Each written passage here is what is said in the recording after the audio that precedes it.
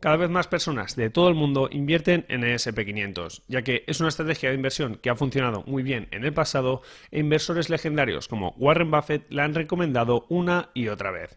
De hecho, yo mismo he hecho varios vídeos hablando sobre este índice bursátil y cómo invertir en las 500 empresas más importantes de los Estados Unidos ha ofrecido grandes resultados a lo largo del tiempo. Pero no nos engañemos, invertir en el S&P 500 no es un camino de rosas. Invertir en este índice es arriesgado y también puede ser peligroso para tu dinero si concentras todas tus inversiones ahí. Así que anda con ojo. En el vídeo de hoy te voy a explicar cuáles son los motivos por los cuales es peligroso invertir solamente en el S&P 500, si es una opción invertir en el S&P 500 actualmente o no, y qué otras inversiones hago yo personalmente para hacer crecer mi dinero asumiendo un menor riesgo.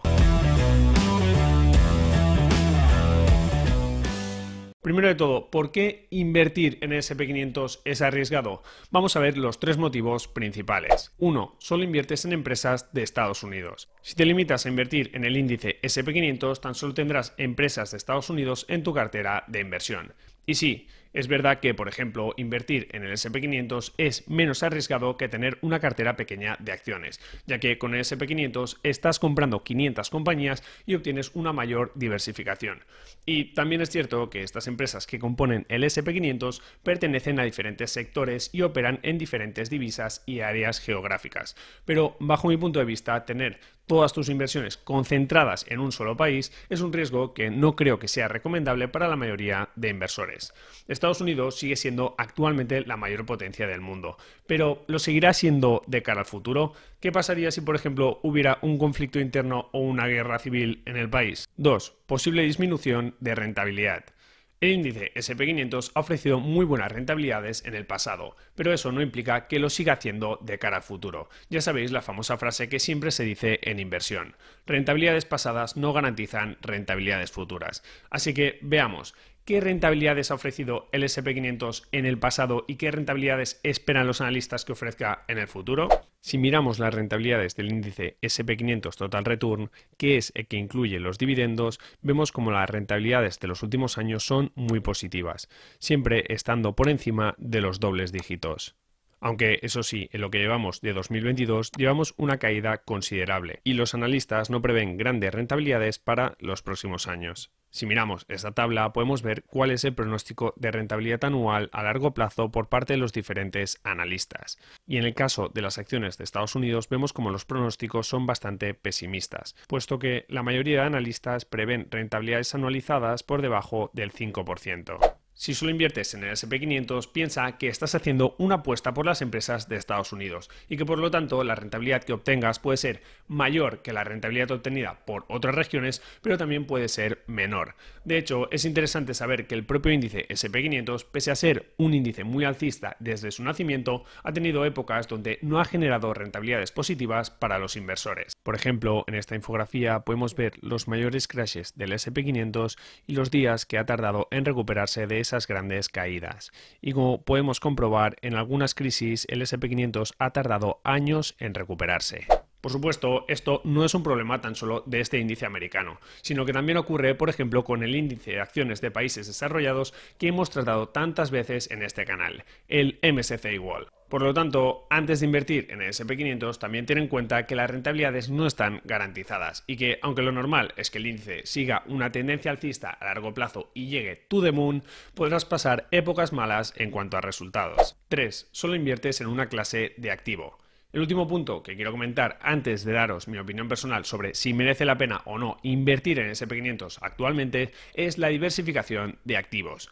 Las personas que se limitan a invertir en el S&P 500 tan solo están invirtiendo en una clase de activo, que es la renta variable. Acciones. Y como hemos visto, hay épocas en las que las acciones no obtienen buenos resultados, sobre todo en épocas de recesión o crisis económica. Los años negativos de la bolsa suelen serlo para prácticamente todas las zonas geográficas, ya que los mercados están relacionados y las caídas durante esos años pueden llegar hasta el 40%. Es por esta razón que suele ser una mala idea invertir solamente en el S&P 500 o en otros índices de acciones, ya que la mayoría de inversores no son capaces de mantener sus inversiones durante estas caídas del mercado entran en pánico y entonces suelen vender sus posiciones en el peor momento. Así pues, antes de coger todo tu dinero e invertirlo en el S&P 500, considera que también hay otros tipos de activos que pueden complementar tu cartera y que pueden disminuir tu riesgo a la hora de invertir.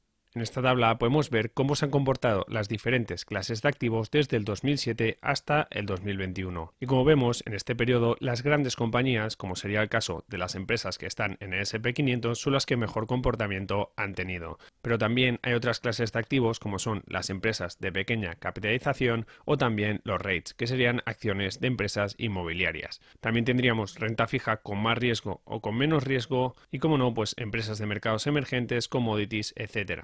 Pero sin duda lo más interesante de esta tabla es ver cómo van cambiando los ganadores año tras año. Es decir, que a veces son más rentables unas clases de activo y a veces otras. Y respecto al riesgo, ya hemos comentado en varias ocasiones cómo incluir diferentes clases de activo descorrelacionadas entre sí puede llevarnos a obtener una mejor relación en cuanto a rentabilidad-riesgo que, por ejemplo, invertir tan solo en el S&P 500. Vale, pero entonces, ¿no es una buena idea invertir actualmente en el S&P 500? Pues yo sinceramente no me atrevería a decir eso. Estados Unidos sigue siendo el mercado bursátil de referencia a nivel mundial y cuenta con las empresas más importantes del mundo, así que si inviertes en bolsa pienso que debes tener exposición ahí. Y para eso, para invertir en empresas de Estados Unidos, invertir en el S&P 500 me parece una genial opción, ya que, como hemos comentado otras veces, es muy complicado obtener mejores resultados que este índice bursátil en el largo plazo.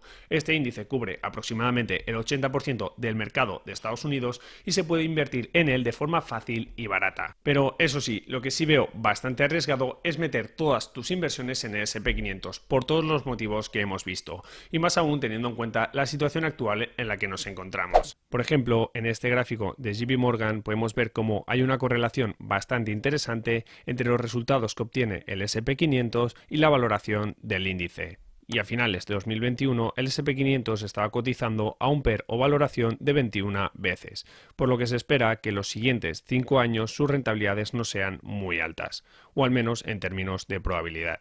Y además, por otro lado, tenemos la inflación disparada y la Reserva Federal de los Estados Unidos ya ha empezado a subir los tipos de interés, hecho que es algo negativo para las acciones. Dicho esto, ¿puede ser que el índice S&P 500 siga ofreciendo muy buenas rentabilidades en los próximos años? Sí. Puede pasar. Nadie sabe con exactitud lo que pasará en el futuro, pero según los datos históricos que tenemos e indicadores, es menos probable que lo haga ahora que hace unos años. Entonces, ¿qué podemos hacer nosotros como inversores para obtener buenos resultados para los próximos años? Pues lo que hago yo básicamente es diversificar mis inversiones. Para la parte de renta variable tengo inversiones en otros países aparte del S&P 500 y esto lo hago yo invirtiendo por mi cuenta pero también con la ayuda de RoboAdvisors, que es la opción que recomendaría a la mayoría de personas. Estos gestores de inversión automatizados te permiten invertir en todo el mundo de una forma muy sencilla y barata, pero además ajustan la cartera a tu perfil de riesgo incluyendo otros activos como la renta fija. Es por ese motivo que me parecen una gran solución para todas aquellas personas que buscan hacer crecer su capital sin complicaciones ni dedicarle horas y horas a la inversión. Por mi parte, ya he analizado en detalle los mejores gestores automatizados de inversión, así que si te interesa ver qué rentabilidades ofrecen y cuál es la mejor opción para invertir, te dejo el vídeo por aquí. Pero además de invertir en bolsa por mi cuenta y con RoboAdvisors, también incorporo otras inversiones a mi cartera que creo que me pueden venir realmente bien, como es la inversión en inmuebles y también en criptomonedas, sobre todo en Bitcoin. Hoy he hablado sobre acciones y sobre el S&P 500 en particular, pero en los próximos vídeos os enseñaré mis estrategias en cuanto a inversión en criptomonedas e inmuebles. Así que si te ha gustado este contenido, dale un buen like para apoyarme y suscríbete al canal activando las notificaciones para no perderte lo que viene. De momento te dejo por aquí la comparativa que hice para que sepas cuál es el mejor RoboAdvisor para invertir.